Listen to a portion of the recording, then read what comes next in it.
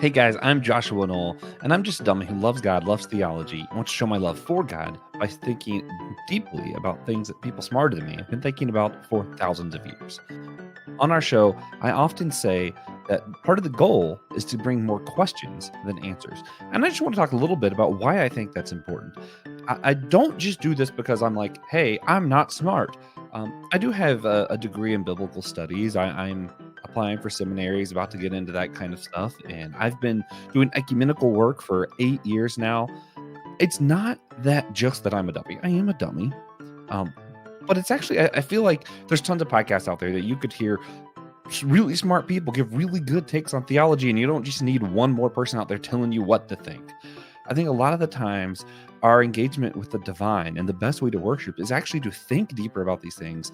And sometimes we just don't have the right questions. So a lot of people are out there giving us answers, and sometimes we don't even know where to start. So part of our show, Dummy for Theology, is to think about what question should we be asking?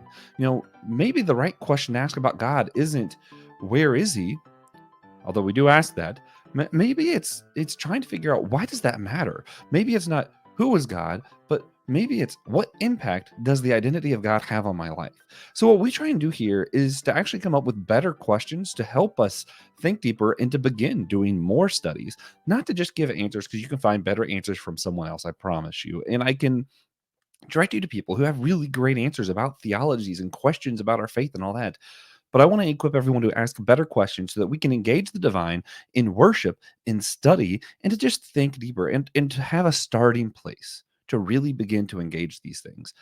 And sometimes there isn't an answer. And I think that's intentional. If there is an all knowing, all perfect God out there and he created everything the way he is, there aren't clear answers, and I think there's a reason for that. I think it's because he wants us to think deeper on these things, to engage in thought and question, not only just with him asking God, why are you, who are you, what are you doing, but also with one another. It's how we build relationships with each other. So learning the right questions helps us build proper systematic theologies, thinking higher of God, but also helps us with our ecumenical work and how do we engage in one another. If I don't think I have all the right answers, and you don't have to think you have all the right answers, we're able to engage and say, hey, what's the right question? And how do we answer that differently?